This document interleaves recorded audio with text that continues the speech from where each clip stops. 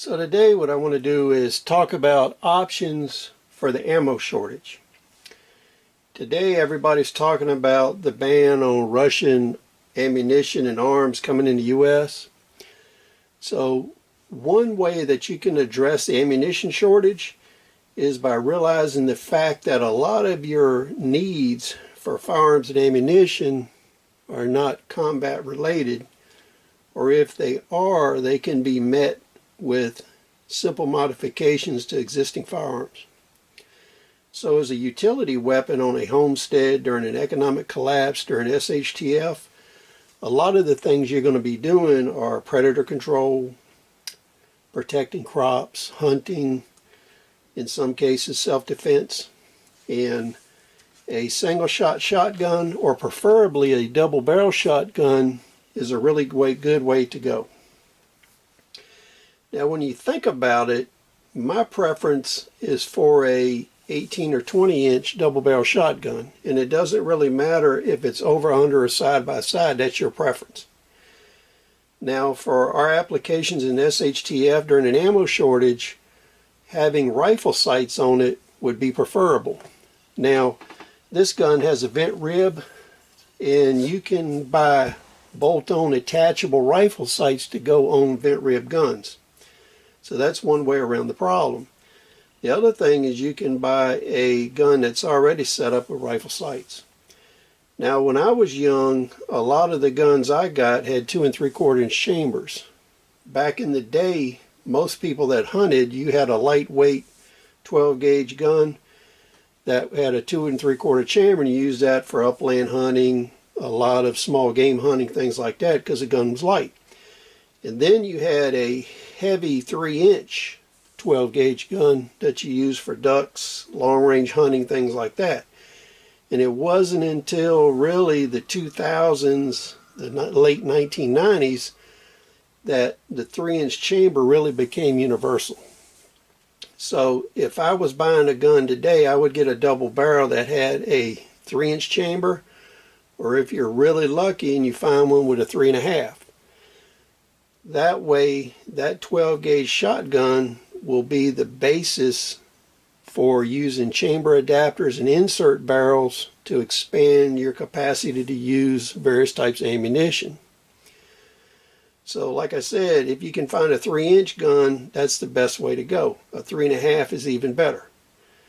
Now, I don't think anybody really likes shooting 3.5-inch shells, but the ability to have that type of ammunition in a shortage is a good thing, because in ammunition shortages over the last 40 years, I've seen 3.5-inch and 3-inch shells available when almost everything else is gone, because a lot of times they were loaded for duck hunting and they were either steel or some type of heavy magnum load, and while expensive, they were available. Now what you want to do is get a 12 gauge double barrel, and then you can get chamber inserts. These chamber inserts are designed for 12 gauge shells. This one fits a 20 gauge. So you put this in the chamber, and then you can use 20 gauge ammunition. You can also buy 410 adapters for 12 gauges. Now you're not going to find a 16 gauge adapter because it's not enough metal to successfully extract from the gun. The shell adapter would actually expand and adhere to the chamber. Now another thing you can do is, if you have a 12 gauge 20 gauge adapter, you can use a 20 gauge 410 adapter, insert it, and you can shoot 410s, so you can use double adapters. Now this makes it harder to extract the spent shells, but it is possible if you want to save weight. Now if you elect to use a 20 gauge double barrel shotgun instead of the 12 gauge, it limits your choices on shotgun ammo, so you can really only step down to a 410 if you use a 20 gauge as your base. Now the next type of adapter is a rifle adapter. This one is a European manufactured one for a double rifle, double shotgun setup. So this one came out of a drilling, and on most of them you're not going to have a bushing on the end like this to help zero this. So what that tells you is if you use a rifle adapter, it's going to be short range. You're probably going to have a 50 to 100 yard range depending on how well it centers in the bore. But you can actually shim them and bring them into alignment and to give you long range capacity. Now this one was a custom one, and it has ejection. So when you put this in the gun, the shotgun extractor would hook here, and that way you'd be able to extract cases. A lot of these have an indentation cut in here where you use your fingernail to pop the shell out. This particular one is a 22 Hornet adapter. Now, one of the most versatile adaptions of a shotgun is if you have two different rifle calibers in the gun. So if you had a 22 Hornet adapter barrel in your shotgun, and then you had a 45-70 or a 30-30 adapter in it, that gives you a way to use lightweight ammunition to hunt both small game and large game at the same time. So that's something to keep in mind. Now, what I want to tell you is, with these rifle adapters, they cost between $95 and $150 a piece, and usually gunsmiths custom make them. There's a company called MCA and a few others that make these. Now what you find out is with a rifle shell, having an 18-inch adapter is the best, because that way you get maximum velocity. If you get one of the cheaper ones that is chamber insert length, you're not going to get much velocity out of the round.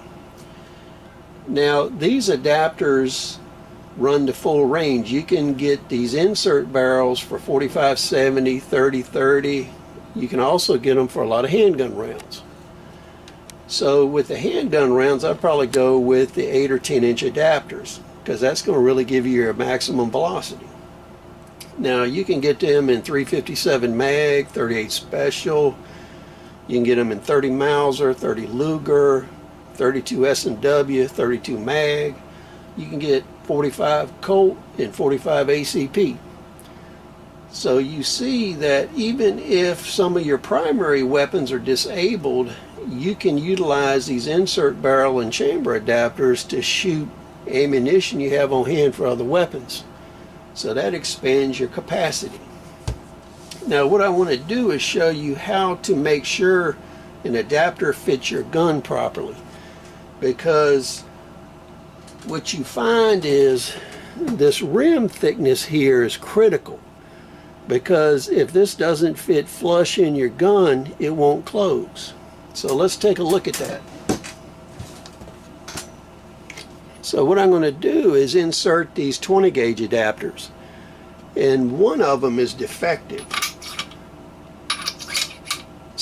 So when you look at this, one of these fits flush and the other doesn't. One sticks up slightly higher than the ejector. So when you go to close the gun, it won't close.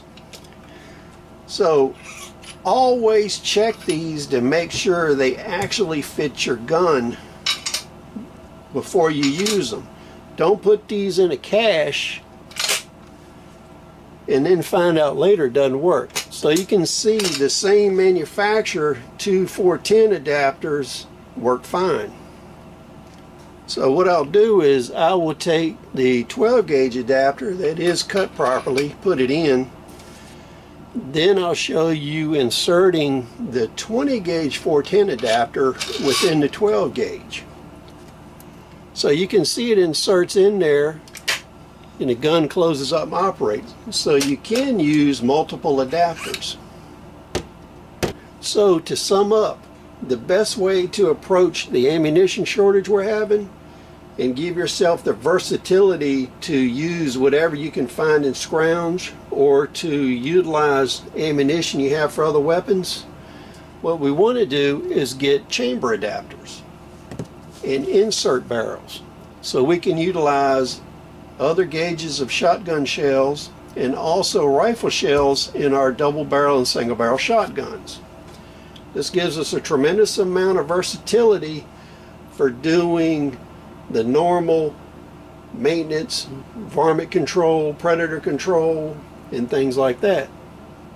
And one thing I want to point out is, now that ammunition cost is so high, in comparison to a box of ammunition and a chamber adapter, it's not far off. A lot of times you can buy 2 chamber adapters for what you would pay for a box of 45 automatic or 9mm shells now, because the prices are so high.